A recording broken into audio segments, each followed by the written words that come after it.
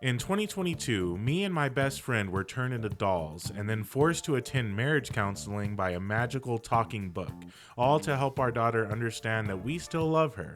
In Haze Light's It Takes Two. Today, we meet each other as two female writers who get trapped in a bubble together and forced to work through our traumas as we travel between each other's fictional worlds to break out and stop an evil corporation from stealing all of our ideas. We are going to have to tap into our chemistry and discover the true meaning of friendship so we can help each other grab a shiny platinum trophy in split fiction.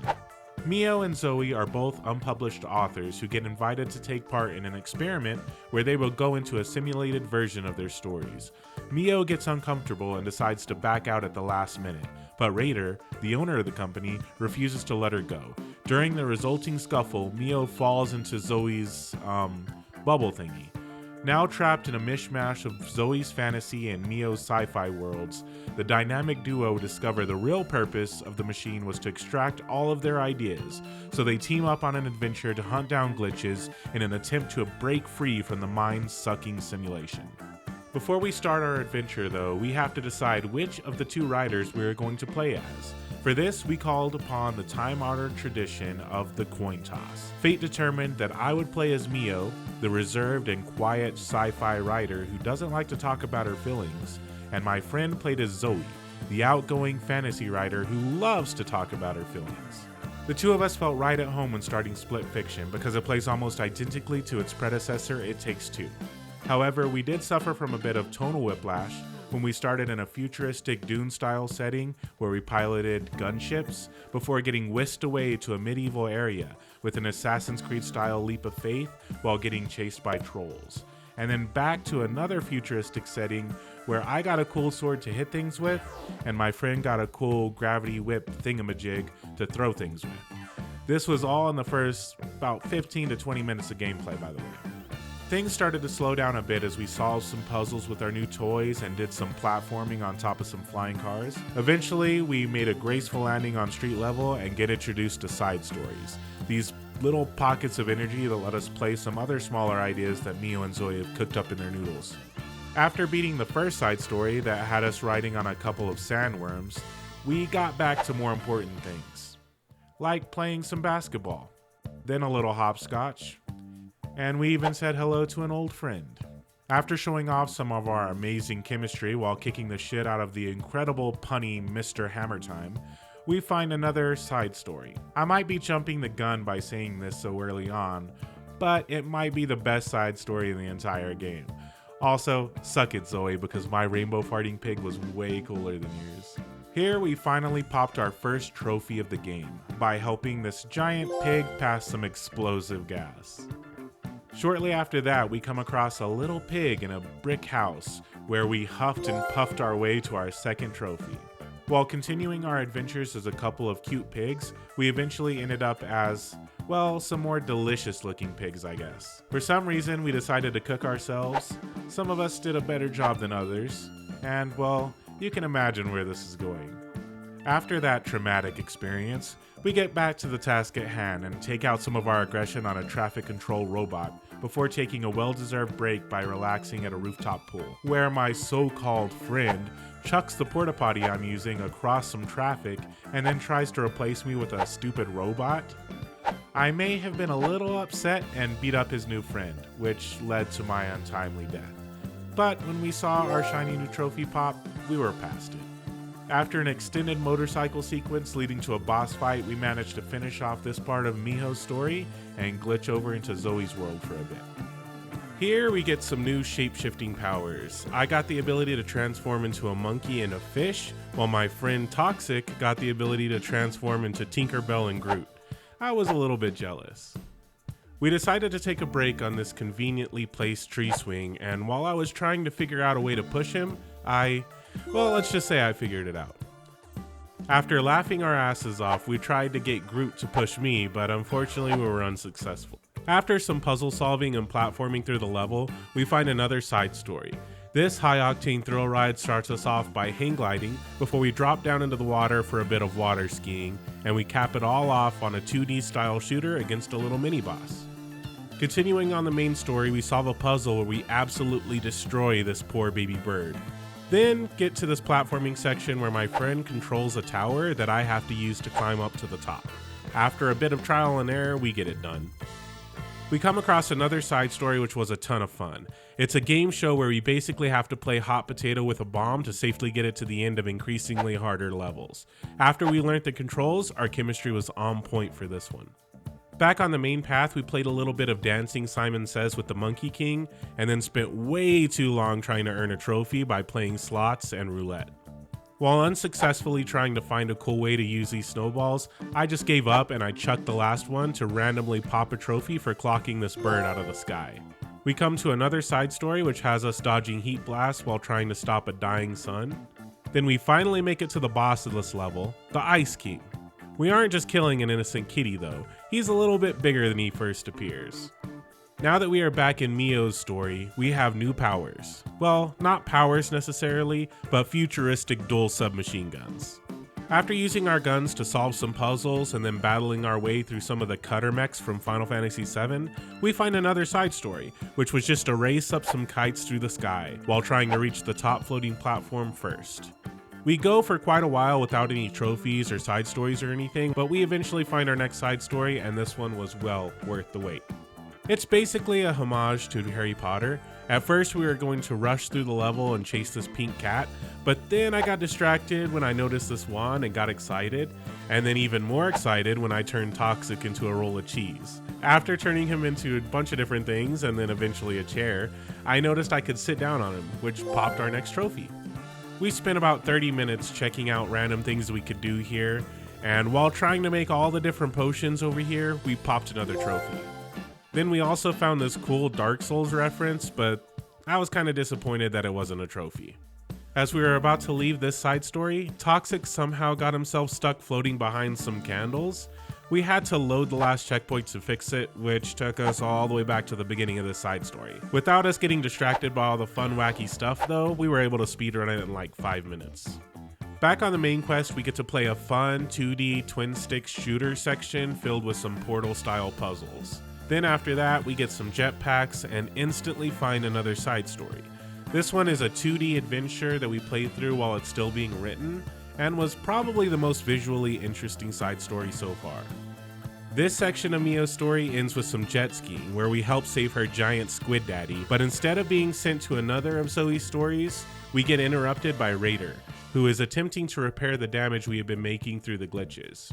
Here we are linked together and must reach the glitch that will stop the repair protocol and take us into Zoe's world. The first thing that we did when we seen that we were linked together was run away from each other. Honestly, I don't know what we were expecting to happen.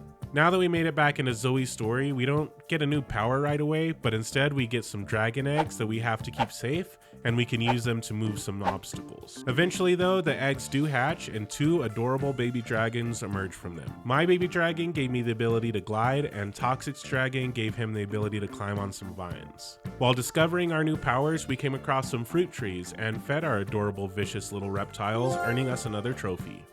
We came across our next side story, which was kind of an SSX or Cool Borders style snowboarding minigame. Toxic was absolutely destroying me early on, so I had to get sweaty and dig into my prior Tony Hawk training to come back for the victory. After that intense sequence, we took the time to chill on a bench and enjoy the view. Finally, we get back to the main quest, where our dragons go for a swim and turn into teenagers. They are now big enough to ride and come equipped with new abilities. Mine can now spit acid, and Toxic's can roll around like a ball. We use our newfound powers to take on a boss called the Dragon Slayer. After making quick work of him, we discover our next side story, which was mostly just us floating through space. Back with our dragons, we take a minute to try and reduce the population of spirit fish in the local river before continuing on the main path.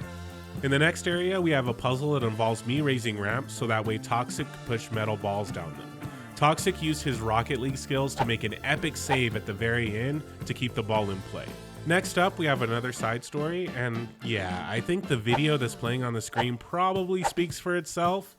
Well, maybe it does up until it takes a 180, and we have to fight Robot Dr. Giggles, the jigsaw dentist.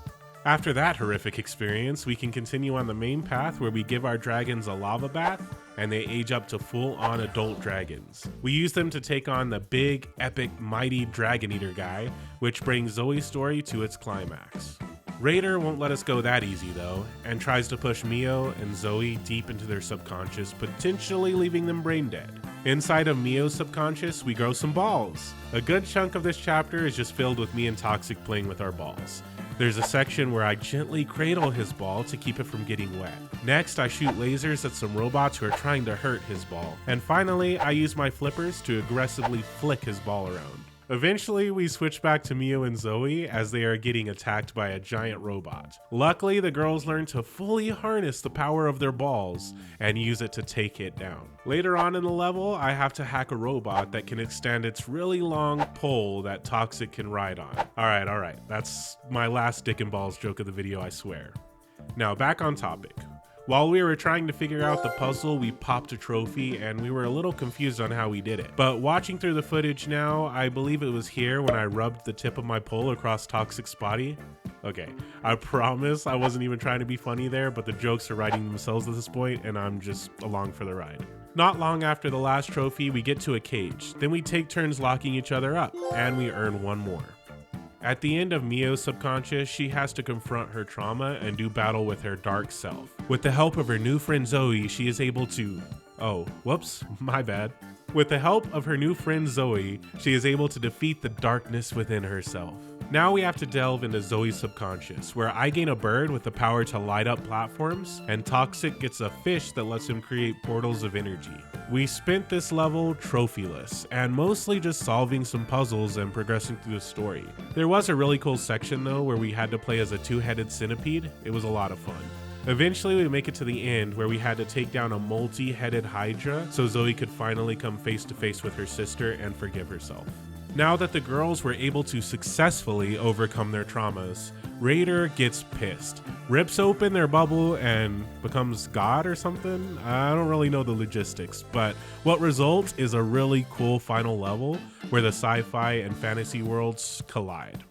We platform and battle our way through the mind-bending final section to finally stop Raider and burst out of our bubble, earning the trophy for beating the game.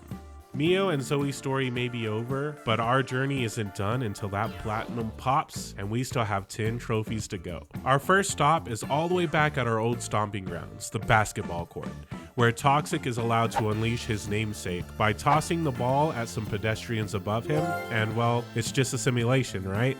Then Toxic continues his rampage by dismembering our daughter's favorite toy, Cutie the elephant. Toxic's mean streak continues by tossing me in the porta potty again so that way we can reach the only side story you missed. This one had us climbing and swinging up some giants on a mountain. As punishment for all his recent bad deeds, Toxic had to disarm a bomb by reading all the terms and conditions, while I had a chill motorcycle ride. It may have taken him more than a few tries, but he did it. Next up, we travel over to the 2D portal level again to grab a quick trophy by proving the cake is not a lie. After all that hard work, we decide to take a break by sitting on some bitches.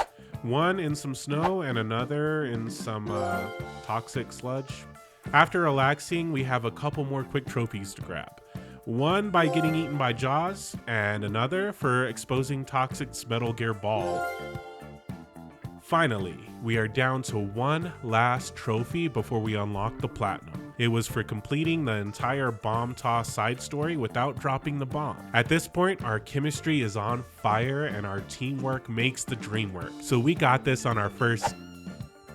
Alright, Toxic just accidentally hit the wrong button and it totally does not count. We got it on our first... No, our second... Okay, our third...